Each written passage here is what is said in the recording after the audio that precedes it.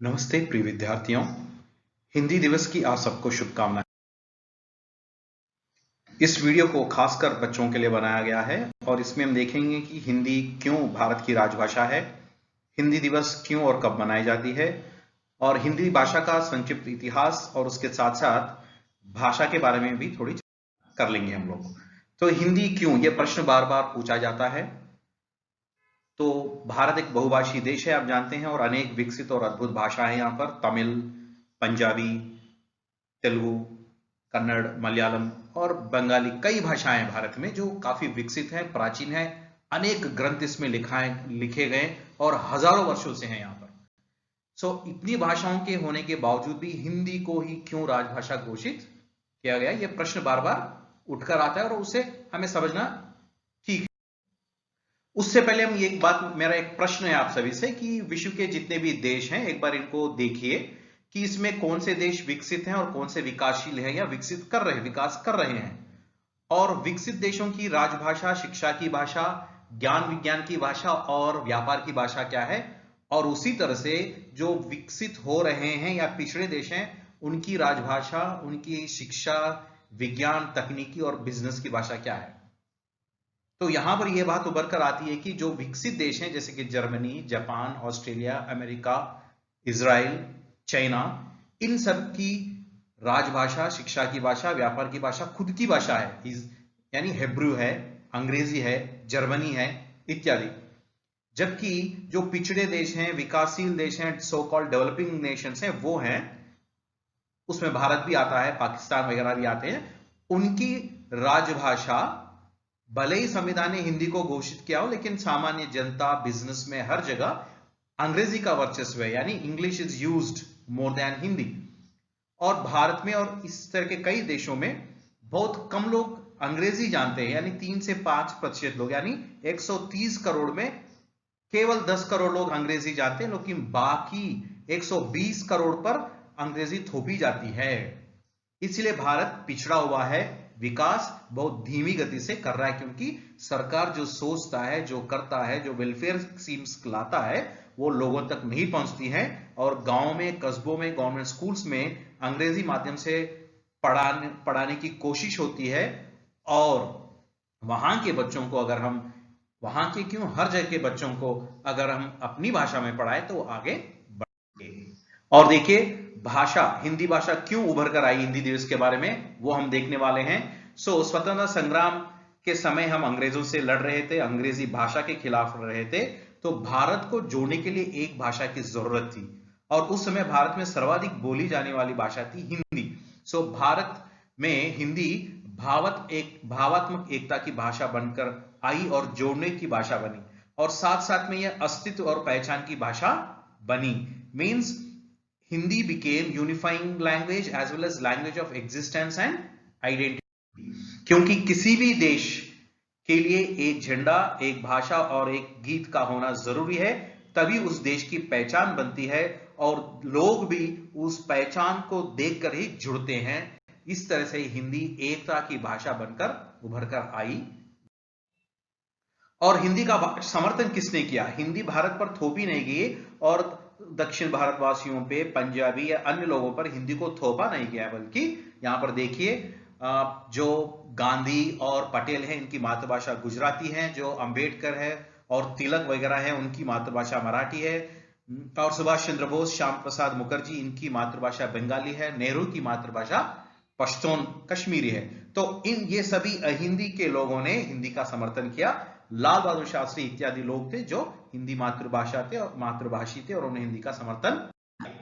और हम देखते हैं कि स्वतंत्रता के बाद, यानी 15 अगस्त 1947 के दिन हमें स्वतंत्रता प्राप्त नहीं हुई, बल्कि हमने उसको लिया है, लड़कर लिया है। और उसके बाद हम भारत के कॉन्स्टिट्यूशन यानी रूल्स और रेगुलेशंस को बना रहे थे, और सितंबर 14, 1949 को कॉन्स्टिट्यूंट असेंबली ने हिंदी को राजभाषा के रूप में स्वीकार किया और घोषित किया। और कौन सी हिंदी?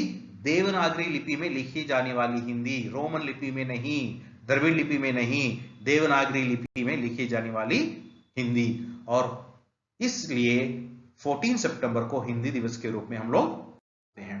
और देखिए यहाँ पर मैं यहाँ पर कुछ और जानकारी दे रहा हूं कि 14 सितंबर को हिंदी दिवस और रूल्स हम बनाते गए, और 26 जनवरी 1950 यानी जिसको हम रिपब्लिक डे कहते हैं, गणतंत्र दिवस कहते हैं, उसका मतलब है हमने जो रूल्स और रेगुलेशंस बनाया उस दिन से अमल में हम ला रहे हैं। उसके बाद में सरकार ने राजभाषा को बढ़ाने के लिए, उसके प्रयोग के लिए नीति यानी राजभाषा नीति के सिस्टम का एक बनाया है, जिसके अंदर राजभाषा अधिनियम और राजभाषा नियम आते हैं।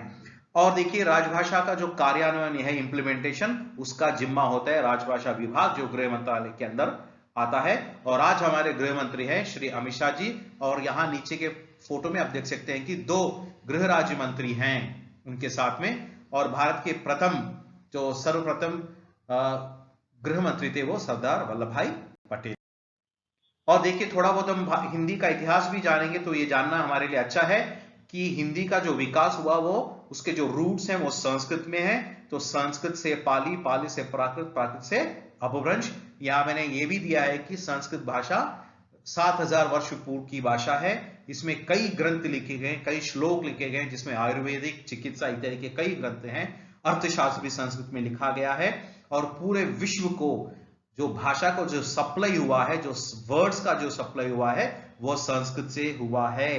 मातृ बिकेम मदर, जानिए मातृ बिकम मदर। सो इस तरह से कई शब्द संस्कृत से पूरे विश्व में गए, और हिंदी के रूट्स भी संस्कृत में, माय डियर फ्रेंड्स। और हम ये भी देखेंगे कि भाषा का उद्देश्य क्या है।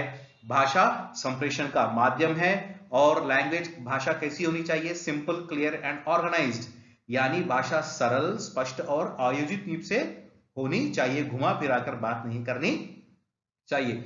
और भाषा माध्यम है, लक्ष्य नहीं, यानी जीवन में कुछ बनने के लिए, व्यापार करने के लिए, साइंस तकनीक में आगे बढ़ने के लिए, देश के विकास के लिए भाषा एक माध्यम है। सो लोगों की भाषा को माध्यम बनाने से ही देश आगे बढ़ेगा।